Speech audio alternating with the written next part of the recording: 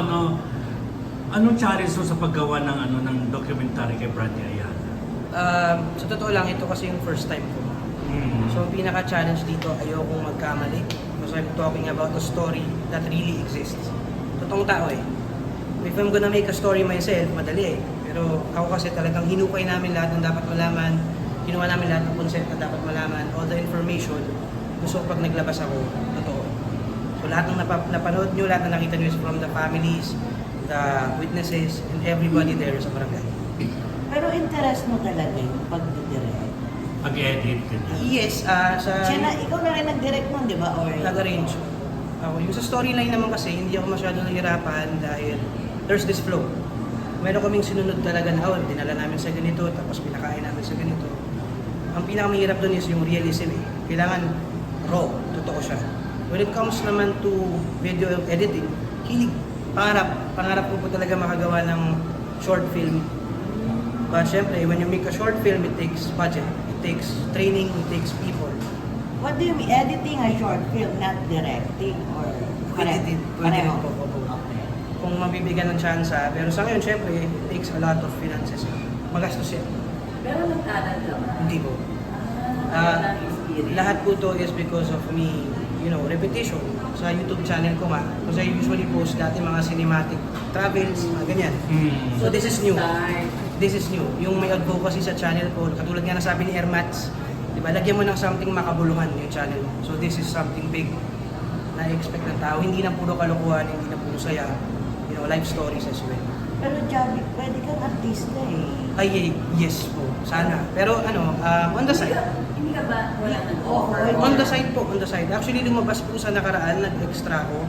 Ikaw at ako, Berechi del Carmen, kasama po ako sa film niya. Yung kina Paolo Paulo. Cortez, yes po. Itong bago lang. Pero extra lang po. Wala pa po tayo. When it comes to showbiz, given the chance, given the opportunity, sige po. Pero gusto ko talaga din. Pagbibigyan ako ng chance po. Yes po. Ano mas gusto mo sa pagdidirect or pag-arte? Sa harap o sa likod ng camera. Kahit ano po. Kasi sa ngayon, both fields naman, wala naman akong proper training eh. Hilig lang. Sa acting, I did workshops. Pero till there lang. Workshop ka? Yes po. Kay OGD po. I did workshops. So ano sabi ni Chini sa mo? Kabado po ako nung una kasi syempre, this is the first time, lalo na nung hinarap na namin sa family, mas kinabahan ako dun kaysa sa mom ko. Kasi yung pamilya, kailangan ma-approve nila. Kailangan ma-deliver namin yung message na tama. So yun yung naging challenge sa akin. Pero hopefully, Pero yung family mo more on singing eh. Parang mga singers sila. sila, sa banyo lang po. Sa banyo. Sing lang sa kansa, hindi professional. Ay, hindi mo na kaibigan talaga. No? Gitara, mga ganyan, piano. Pero kumakanta, hindi nga lang professional. Banda-banda. Nagko-compose ka, hindi mo man. Nag-try, hindi tinapos. Parang lolo mo. Nag-try lang, pero hindi tinapos. Medyo indecisive sa mga bagay-bagay. Ang dami ko tinatry. So, kumusta yung relasyon mo kay Joey? Okay Na po. lolo? Okay po. Hindi ko alam kung aware siya dito. Daw si Lola, she knows. Si Miss Daria. Si Daria. Eileen. Ay, okay. She knows, I think na-share niya na rin yung post. This is the first time kasi kahit sa kanila, sa mata siguro nila, bago to eh. Bago to sa akin. So, adventures to para sa akin. Ayun.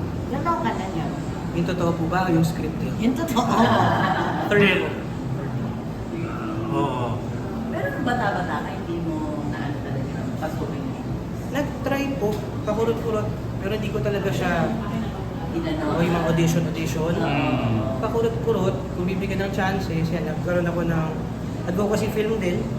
Isang araw ikatlong yugto. It was about drugs as well. Pulis ako doon. Tapos meron din ako, yun, ikaw at ako, kakalabas lang. Ito lang, nasa sinihan pa siya ngayon. Di ba, nasa sinihan pa siya ngayon. Tapos yung Big Boys, yun nga lang medyo na-shelf. So, naantay ko. Pero kung nabigyan ka ng pagkakataon, sino yung gusto mong makatrabaho? Baron. Parang guys. Bakit si Baron? Ha? Bakit si Baron? Yun yung mga, may ano kaya, ang pangarap ko kasi is gumaling sa method acting. So unpredictable. Kahit saan ka ilagay, kaya niya. Si Baron, we know him as a bad boy, di ba? Pero nung linagay siya doon sa isa niyang pelikula na nakakaiyak. So ganun yung isa sa mga inspirasyon ko, yung very, very adaptive siya. sa bawat ano, which is kailangan talaga ng bawat actor. Kasi Baron is one. Sa hosting. Hindi ko pa lang Pero wala akong manager. Meron po. Actually, I'm being managed by Daddy Wawi. Oh. Pero busy pa. Marami pa nangyayari. Yun na nga eh, dapat merong nagpupush Pero sa'yo yun nga, eh. if given the chance, pwede. Pagdating sa ganito, gusto ko rin to eh. Gusto mo rin to. Ano ba mas gusto mo?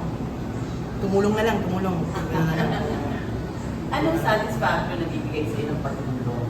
Hindi, naniniwala kasi ako yung mababalik. You help, yun babalik. Kusa, nang hindi mo hinihingi. Tsaka masarap sa feeling na, ito, hindi naman tayo talaga, ano eh, dito bayad. Usually. This is kusang gawa, you know, kung tama yung term ko. We did this because of Labor of the love. cause.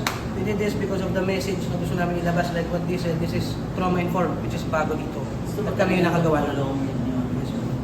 Are you single? engaged. Wow. Engaged na. Yes po. Sa showbiz? Hindi ba? Kilala mo. Hindi po showbiz. So, anyayahan mo sila sa sa YouTube channel mo na ano? Iniimbitahan ko po kayo. Unang-una i-follow niyo yung U-Drive Group of Coaches sa Facebook. Yun muna.